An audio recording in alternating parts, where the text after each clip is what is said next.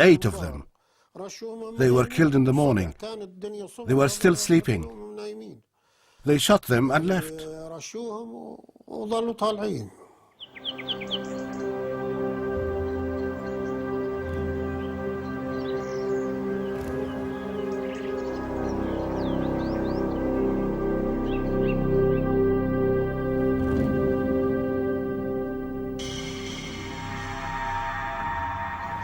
This is from a report written by Itzhak Levy, who was commander of the Haganah Intelligence Service in Jerusalem, dated 12th of April 1948, which is 3 days after it happened.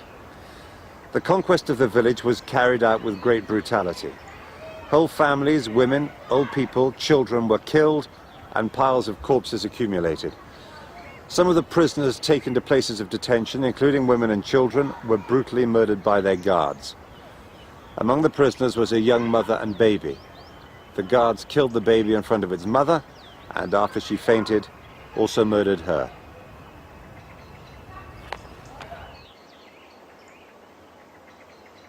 Palestinians had been fleeing their homes for safer places since December 1947. But after Deir Yassin, a mass exodus began. Menachem Begin, the Irgun's leader, said the massacre was a lie, propagated by his political rivals and by Jew haters around the world. But Begin said the legend of terror was worth half a dozen battalions because Arabs were seized with panic when they heard the Irgun was coming.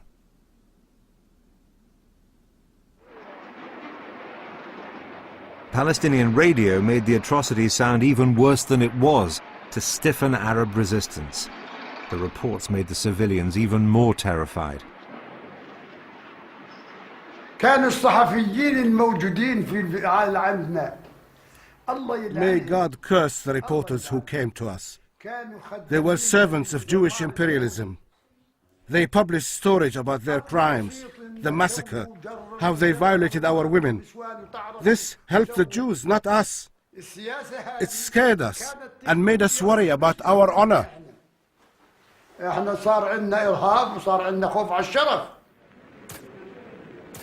King Abdullah of Transjordan and other Arab leaders came under strong domestic pressure to intervene. Ben Gurion sent Abdullah an apology.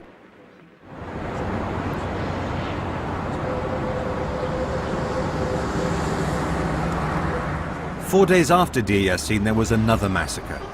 A column of Jewish doctors and nurses was attacked by Palestinians at Mount Scopus in Jerusalem.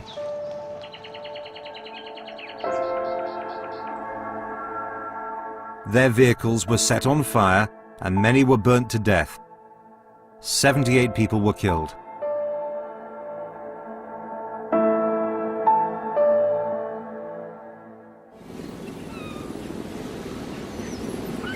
Jaffa, just south of Tel Aviv, was in the Arab state in the partition plan. What happened here helps explain why so many Palestinians fled.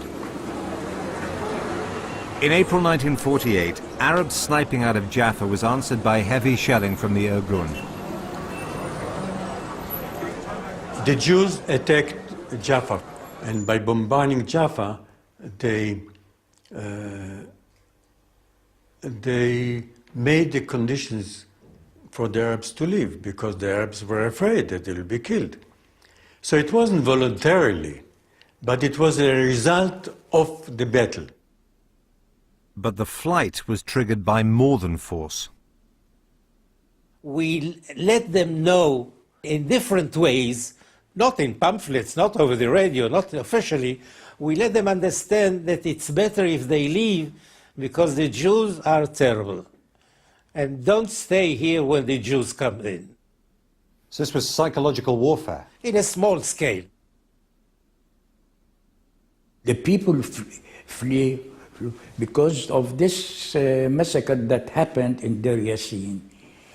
They were afraid that the same thing will happen here in Jaffa. Palestinian society was collapsing.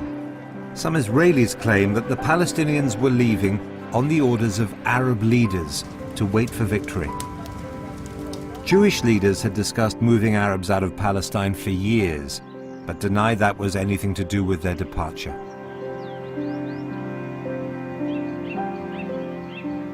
Does Israel bear any responsibility for the exodus of Palestinians in 1948? No. There are some historians who say that Plan D was a blueprint for the ethnic cleansing of Palestine, of Arabs. Is that true? No. You know, as I say, I was present at the creation. I don't mind what the historians are writing. I watched with their own eyes. Ben-Gurion did not want that the Arabs will leave the country. When we spoke to President Peres of Jerusalem, he said that Israel bears no responsibility whatsoever for the exodus of Palestinians. No responsibility whatsoever. Then what caused the exodus to happen? It was the Israeli massacre of villagers, of people whom they encountered. I can count to you scores of massacres which happened all over the country.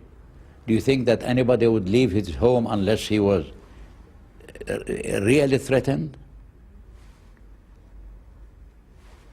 That's what Peres said to us. I'm surprised that President Peres has said so. The 14th of May 1948, the last day of the British Mandate. Britain's legacy to Palestine was a legal system, red pillar boxes, chaos, and war.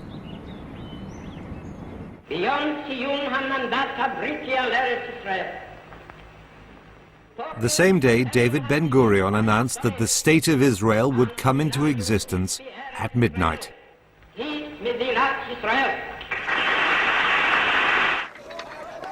Within hours, the country was under attack. We heard the explosions and I said to my wife, I said, the game's on. They're bombing Tel Aviv. Their main targets were the Reading power station, the Tel Aviv airfield, the central bus station, and they were really bombing Tel Aviv with impunity because there was nothing to stop them. That day, 5 Arab states invaded. The Egyptians advanced from the south towards the main Jewish center of Tel Aviv.